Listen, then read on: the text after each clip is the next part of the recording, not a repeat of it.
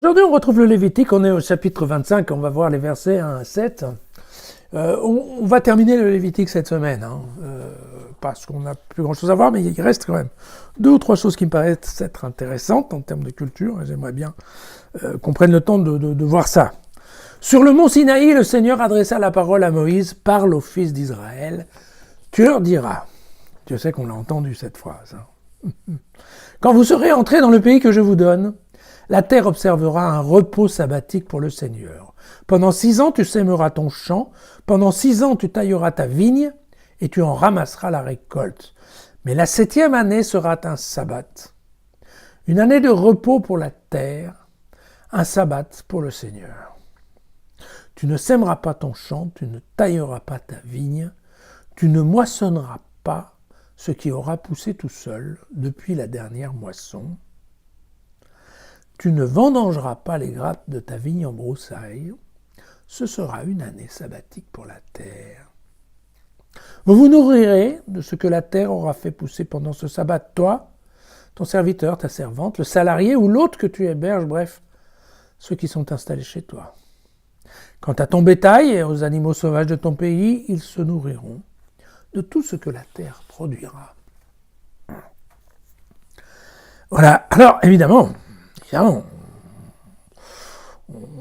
on retrouve cette idée d'année sabbatique, on l'a déjà eu dans le Code de l'Alliance, je vous rappelle que c'était en Exode et c'était au chapitre 23, les versets 10 à 11. Donc l'année sabbatique n'est pas pour nous une nouveauté incroyable. Donc on la retrouve ici, on la retrouve d'une forme qui est tout à fait semblable, l'idée du repos qui est donné à la terre. Voilà. Alors l'idée, évidemment, bien sûr, tout le monde se préoccupe, c'est de dire oui, mais alors, qu'est-ce qu'on va manger cette année-là?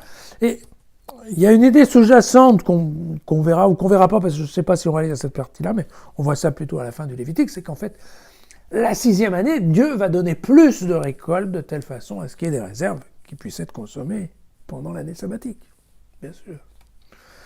Ne vous inquiétez pas, Dieu nourrit son peuple. Voilà.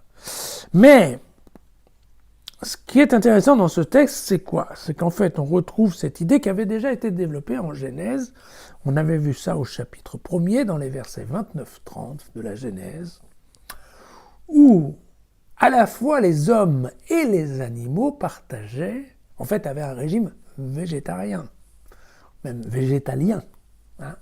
Et puis vous savez qu'après, c'est en ayant vu la violence de Caïn et d'Abel, que Dieu s'est dit oulala, ça va pas, et donc Dieu a instauré la chasse en se disant au moins les hommes vont pouvoir s'exciter sur la chasse aux animaux, et à ce moment-là on va dire que les hommes vont pouvoir manger le fruit de la chasse, donc pouvoir manger de la viande, et puis ils mangeront aussi des végétaux, mais bon voilà, c'était un peu la nouveauté, et ça vient un peu plus tard. Donc vous voyez qu'au départ, dans le projet divin, c'était bien que les animaux et les hommes, tous ensemble, mangeaient en fait ce que la terre donne. Et c'est exactement ce qu'on retrouve ici, c'est-à-dire, vous inquiétez pas, même si vous ne travaillez pas la terre, pendant l'année sabbatique, la terre va quand même fournir un peu quelque chose, et ce un peu quelque chose, ça sera à partager entre vous. Voilà.